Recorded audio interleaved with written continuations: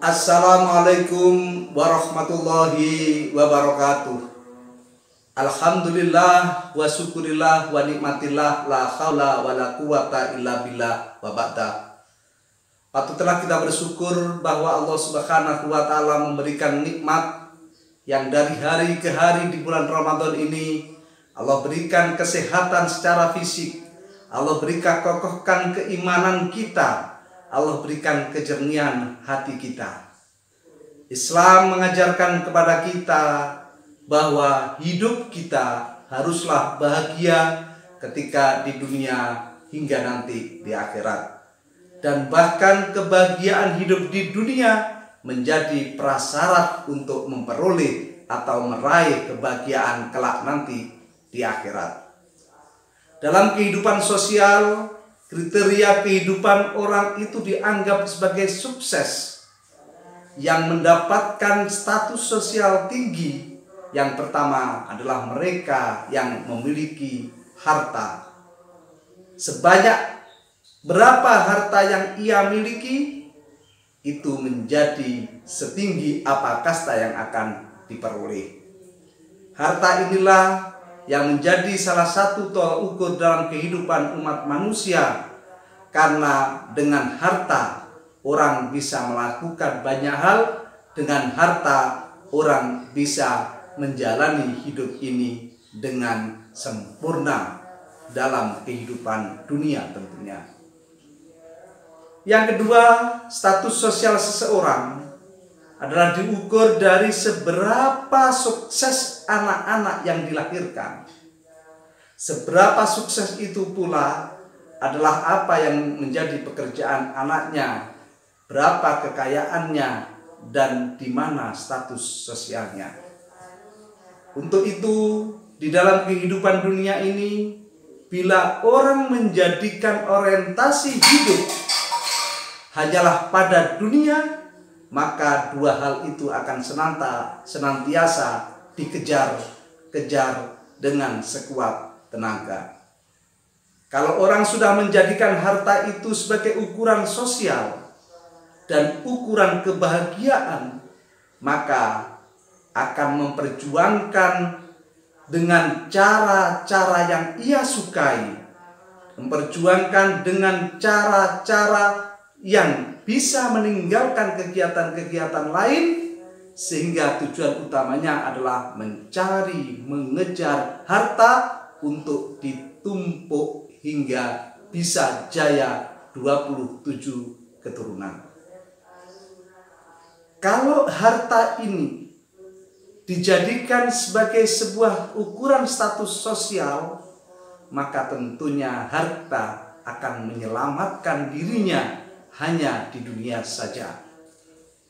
Belum tentu harta ini akan bisa membahagiakan, karena orang yang rakus dengan status sosial, orang yang ingin dipuji karena hartanya, sejatinya ia adalah sedang dalam kemiskinan hatinya.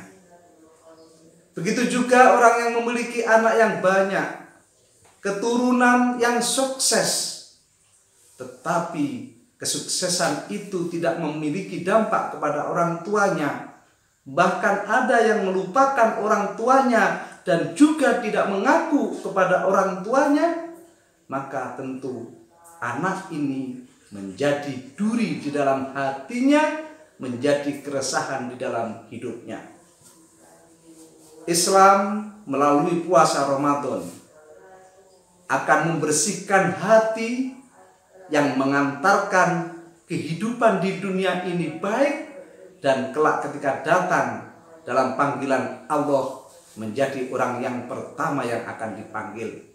Sebagaimana Allah firmankan, a'udzubillahi minasyaitonirrajim, bismillahirrahmanirrahim. Al-yauma la yanfa'u malun wala banun illa man atallah biqalbin salim. Ketika nanti hari menghadap Allah Subhanahu wa taala, di mana harta dan anak tidak memiliki manfaat, yang artinya tidak bisa menolong ketika menghadap Allah,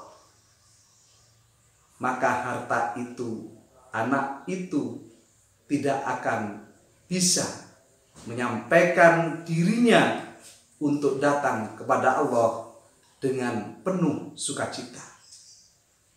Lalu siapakah yang bisa datang kepada Allah dengan penuh sukacita?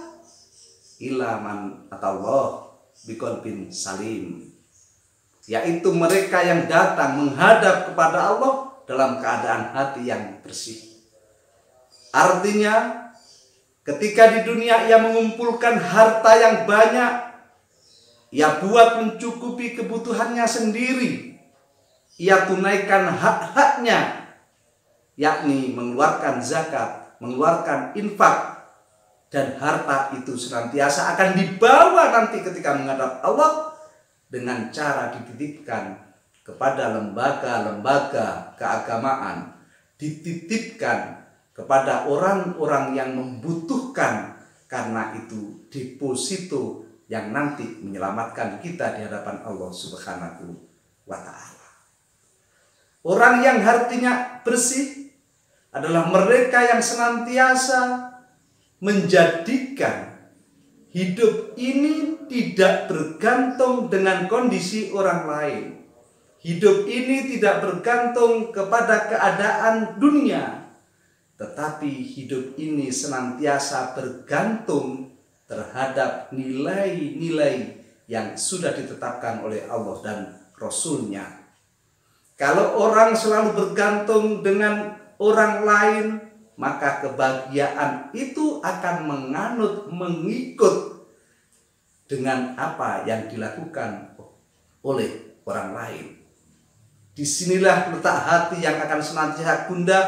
Ketika orang lain bisa memiliki harta yang banyak, namun dirinya tidak bisa meraihnya, maka hatinya akan gundah, bahkan selalu berburuk sangka kepada orang lain.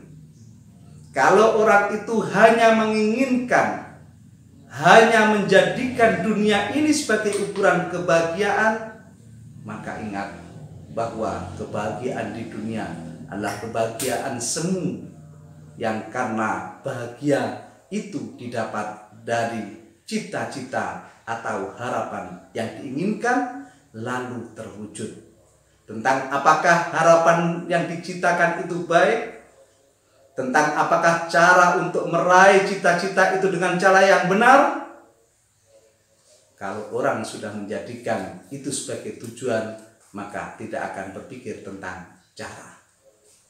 Untuk itu, marilah kita niatkan diri kita dalam menjalani ibadah puasa ini dalam upaya untuk membersihkan hati kita, untuk menjadikan harta kita sebagai warisan yang akan kita bawa kelak menghadap Allah Subhanahu wa Ta'ala, dan berharap anak cucu keturunan kita adalah orang-orang yang akan mengalirkan pahala ketika kita sudah menghadap Allah karena berbuat baik dan mau mendoakan kepada kita atau orang tuanya.